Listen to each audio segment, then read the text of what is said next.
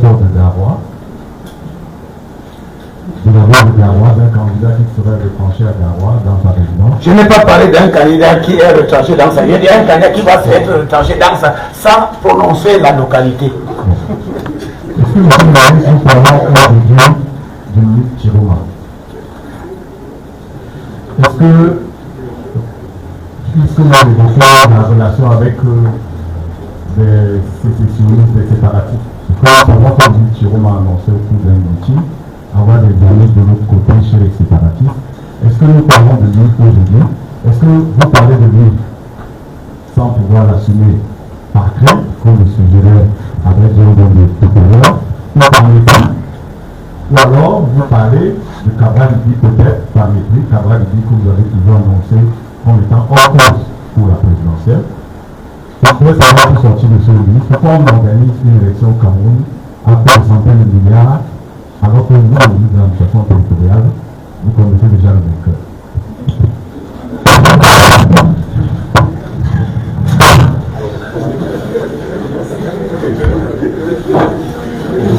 Bon, d'abord, vous avez dû constater que quand le MINAD parle, je ne prononce jamais le nom de quelqu'un. Je donne des indications. J'utilise beaucoup de métaphores, beaucoup de caricatures, mais chacun se retrouve dans mes propos. Un ministre de l'administration territoriale est là pour réguler. Il est là pour éduquer. Il est là pour sensibiliser. Il est là pour donner des avertissements. Et il est là pour réprimer le désordre. Voilà le rôle. Donc, je travaille sans état d'âme, je n'ai pas d'amis. Par principe, le travail que nous faisons, on ne peut pas avoir d'amis. Si vous avez des amis, ça veut dire que vous faites mal votre travail. Parce qu'il faut être rigoureux. Donc, je parle d'un candidat qui a parlé de ses relations avec les terroristes. Je parle bon. Voilà. Et je dis, après, je parle d'un candidat également qui dit qu'il va terminer sa campagne dans sa région natale et il prétend que c'est à partir là où il va peut-être s'auto-proclamer vainqueur. Je lui donne donc cet avertissement. Je n'ai pas cité son nom, mais chacun se retrouve dans mes propos. En 2018, j'avais dit que quelqu'un va se retrouver dans le pays de si je savais, et il s'est retrouvé dans le pays de si je savais. Il s'est bien retrouvé dans ce pays de si je savais.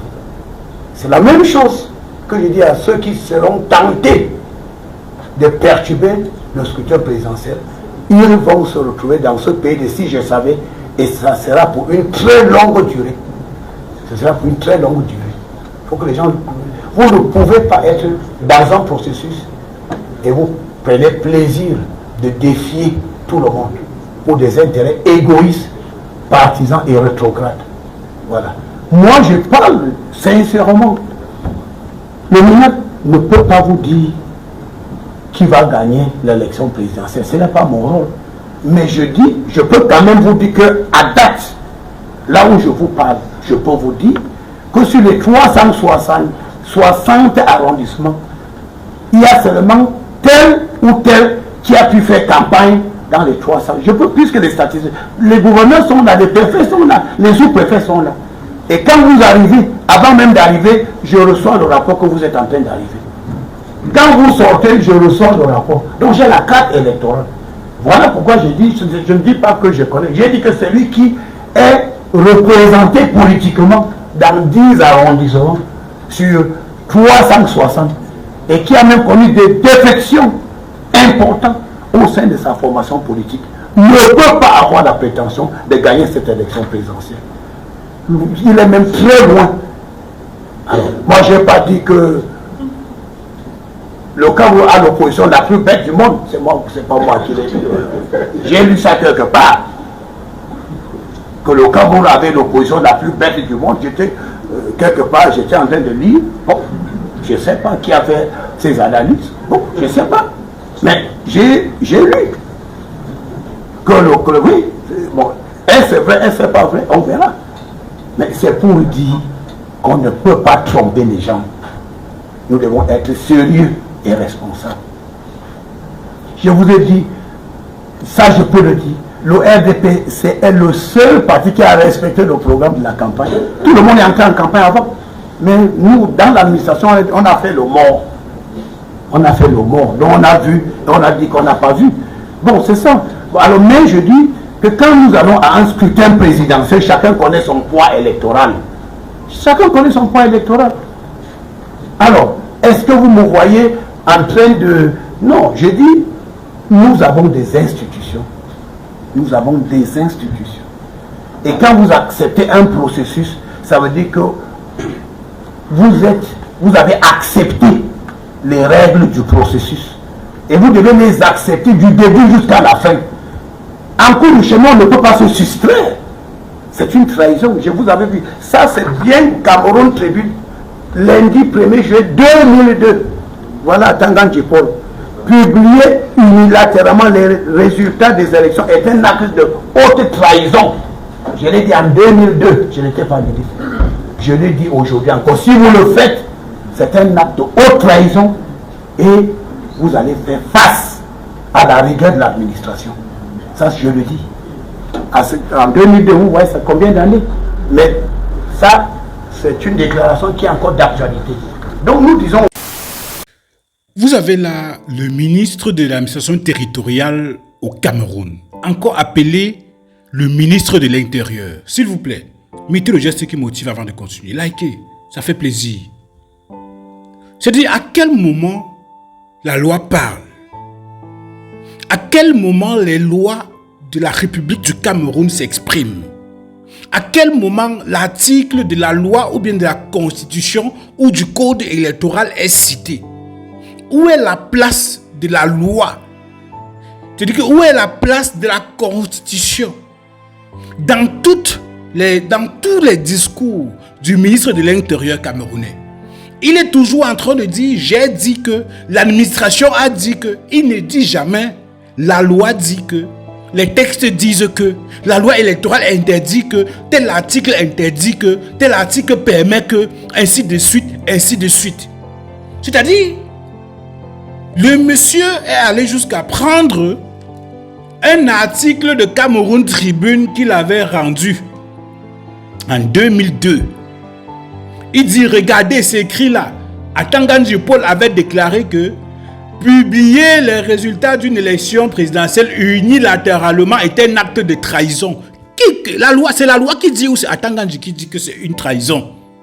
Citez-nous l'article, citez-nous le code électoral qui dit, ou bien citez-nous l'article de la loi ou bien de la Constitution ou du code électoral qui dit que publier la liste ou bien publier les résultats d'une élection présidentielle est une violation de la loi. C'est-à-dire, il faudrait que, à un moment donné, si on dit que nous sommes des légalistes, si on a toujours l'habitude de citer le président de la République, chef de l'État, comme un légaliste, si on dit toujours que tel candidat subira la rigueur de la loi, il faudrait que nous-mêmes, lorsqu'on s'exprime, qu'on dise que selon l'article 113 du Code électoral, à l'alinéa 1, lorsqu'on finit de dépouiller dans les bureaux de vote, on publie le procès verbal dans le bureau de vote, on rend public pour que tous les candidats et les représentants des candidats puissent savoir quel est le candidat qui a gagné dans ce bureau de vote. Voilà comment on fait. On cite les lois, on cite les règlements, on cite les alinéas, on cite la Constitution. À quel moment l'article parle? À quel moment la loi parle? À quel moment la Constitution parle? On est fatigué de... Moi, je dis que le MINAC dit que, l'administration dit que, le président de la République a interdit que... Non!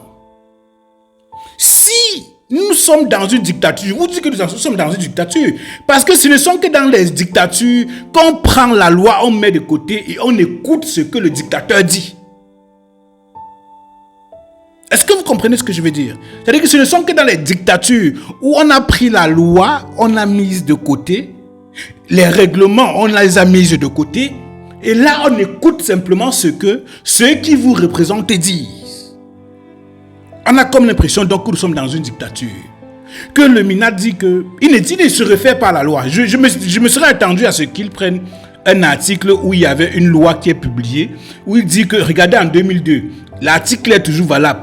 Tel article dit que tant est interdit. Et celui qui essaie de violer cet article, nul ne peut se prévaloir. C'est-à-dire, je m'attendais à ce que le monsieur dise que voilà l'article de la loi qui interdit de publier la liste ou bien de publier les résultats du scrutin lorsqu'ils ont été dépouillés à 18 heures. Il a plutôt pris une photocopie de Cameroun Tribune de 2002 pour dire que voilà ce que j'avais dit. Moi, attendant, j'avais dit que publier la liste, publier le résultat des élections à la fin du bureau de vote est un acte de trahison. Un acte de trahison envers qui? Envers le peuple, envers l'État, envers les institutions, envers le ministre, envers le président de la République. C'est un acte de trahison envers qui? Parce que vous avez dit, monsieur le Minat, que le Minat enseigne, le Minat arbitre, le Minat apprend à certaines personnes qui ne connaissent pas ce nombre de choses. Mais il faudrait que vous utilisiez la loi, la constitution, les règlements qui régissent, n'est-ce pas, toutes ces choses-là pour pouvoir expliquer librement, pour que cela puisse être compréhensible pour tout le monde, pour que cela ne pose aucun problème. C'est-à-dire que si cela ne posait pas de problème, je ne serais pas en train de parler. Si vous avez cité la loi, les articles sur lesquels vous vous référez, je ne serais pas en train de parler. C'est-à-dire, si nous sommes dans une dictature, qu'on dise qu'on dissout le Parlement, on jette tout ça et puis on se refait simplement à ce que les gens qui incarnent, n'est-ce pas, enfin, les gens qui sont à la tête du pays puissent déclarer. Là, on se refait à ce qu'ils disent. Mais du moment où il y a les lois et les règlements de la République, nous sommes censés les respecter. Parce que si on ne les respecte pas, nous sommes dans une république bananière où tout le monde fait ce qu'il veut. Et là, il y aura un désordre généralisé. Parce que les Camerounais ne sont pas prêts à ce qu'on vienne les dicter quelque chose. Si nous disons que nous sommes dans une république démocratique et qu'il y a des lois qui régissent notre pays, à un moment donné, le minimum voudrait que lorsque un responsable, n'est-ce pas, d'un département ministériel ou alors, je ne sais pas, un responsable quelconque de l'État, d'un service étatique, lorsqu'il parle, il se réfère à la loi. Il ne se réfère pas à ses propres déclarations. Que valent vos déclarations, monsieur le ministre, par rapport à ce que dit la loi? Monsieur le ministre, vraiment avec beaucoup de respect, vos déclarations ne sont absolument rien derrière ce que dit la loi. Devant la loi, vous n'êtes rien. Devant la loi, vos propos, vos déclarations de 2002, là, où vous dites que publier les résultats unilatéralement, c'est un acte de trahison. Ce que vous déclarez n'est rien devant la loi. La loi, elle est au-dessus de tout. Y compris la Constitution elle-même au-dessus de tout. Même un décret présidentiel, un décret ministériel, un arrêté provisoire n'est pas au-dessus de la loi.